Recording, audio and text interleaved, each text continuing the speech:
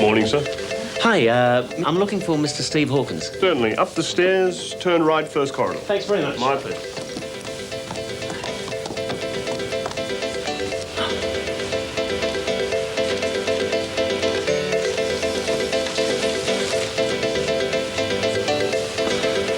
Yes, sir. Can I help you? Yeah. No, I'm fine. Thanks very much. It's just here.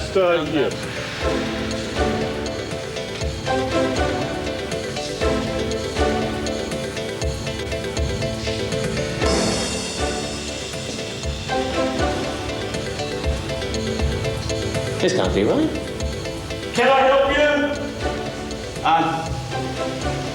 Yeah, I think you can. Look, I'm still looking for this Steve Hawkins. Let me give you a hint. At last! Straight through there. Thank you. My pleasure.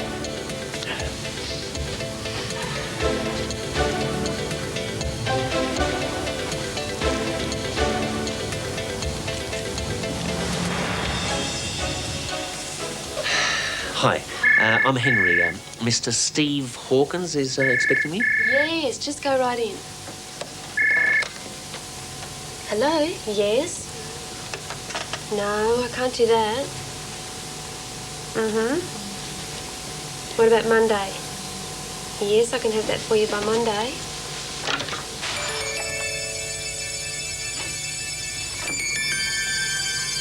Yes, it looks all right.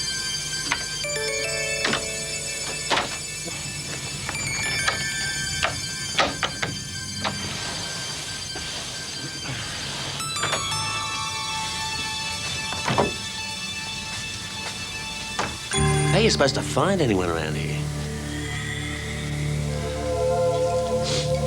Suppose that's why I'm here. I've been asked to help with the introduction of a plain English approach, but must be early. What's plain English? Well, it's finding things written in confusing and incomprehensible language, like out there, and making them easier to understand. Plain English doesn't alter meaning. It's all about using straightforward, clear expression and using only as many words as you need. No gobbledygook and definitely no jargon. So instead of a complicated form like this one, you have one like this. Instead of form reading, notwithstanding anything herein contained, blah, blah, blah, blah, blah, terms, exclusions, conditions, you have one that says what it means in a straightforward way. It means the same thing, but now anyone can understand it. And there's other advantages. The NRMA Plain English Insurance Policy meant that customers received forms that were easy to read and complete and didn't require an expert to translate. Staff training also took less time. Better information was supplied to customers, and junior staff didn't have to ask as many questions. Plain English brochures, forms and booklets increase understanding while reducing inquiries, reading time, printing costs and storage space. By rewriting one document alone, one government department saved the equivalent of $400,000 in 1 year. It all adds up to value added for each and every department and improves figures where they count the most, the bottom line.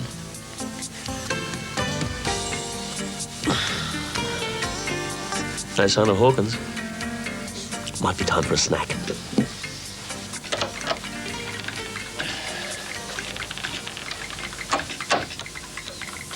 I'm just gonna go and have some lunch. Bronwyn, if that Henry guy ever turns up, tell him I've just stepped out. Afraid to do that. Just imagine if your readers are on the other side of the table and... Excuse... Professor Eagleson! Henry! How fantastic to see you. Can we use your expertise around here? Have you seen those signs? I sure have, and aren't they shockers? Professor Eagleson is our foremost authority on plain English in this country. Since 1976, he has helped thousands of employees communicate easily and effectively in companies and government departments. So can anyone write in plain English? Most definitely they can. You can use it in all types of writing at work and in your personal life, like when you write to a bank or a government department. It's just a matter of remembering a few important points. First, before you start to write, ask, what am I trying to say? What do I want my audience to do with my document? You should also ask, who am I talking to? Will they understand what I'm on about? Try and get a picture of your audience in your mind, their background and their skill level. But you don't mean that you've got to write in a more business style? Oh, no, just the opposite. Plain English is about using your own style because that frees you from using official double talk, and it helps you keep right in touch with your audience and using words they can understand quite easily. But how do you know what you've written will actually work? The best way is to test it, to try it out on some of the people you've written it for. A good way of knowing if you've got a reader-friendly document is to see if your readers can follow it and do what it asks. Look, if you do the right thing and write in a clear, logical way without any jargon and waffle, you'll always get your message across. Great. Now, where is that Hawkins? Look, here's the sort of thing that I've been on about. It's from a letter that was sent to a member of the public. I won't say where.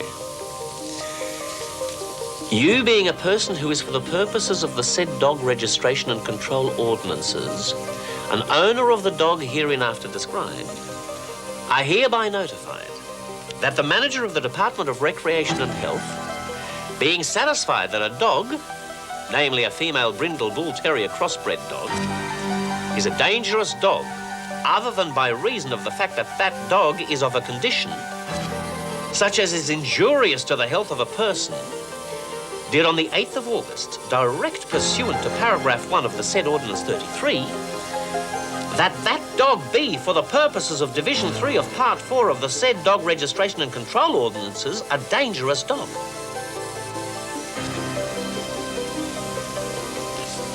I mean, what would have been wrong with saying, your dog is dangerous? All writing can benefit from a good dose of plain English. And that goes for memos, letters, manuals, even industrial awards. A plain English award means you can read and understand the conditions under which you work. It spells out clearly what you can expect from your employer and what they can expect from you. No misunderstanding, no legalistic language, and definitely no hidden meaning. To employ people under conditions they don't really understand doesn't help anyone. If we can't understand our award, then it's not fair play. Well, obviously there's been some sort of misunderstanding somewhere. Anyway, I'd better keep the ball rolling. From here on in, this is a plain English organisation. No more jargon, no more waffle. Plain English is for everyone.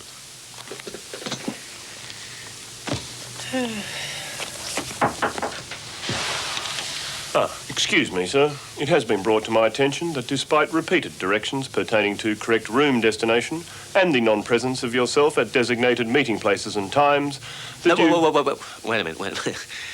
Can you please give me that in plain English? Certainly. You're in the wrong room. Henry, at last. Pleased to meet you. I'm Stephen Hawkins. Come into my office, next door. Steve! Nice to meet you. Follow me. Listen, we've got to do something about these signs.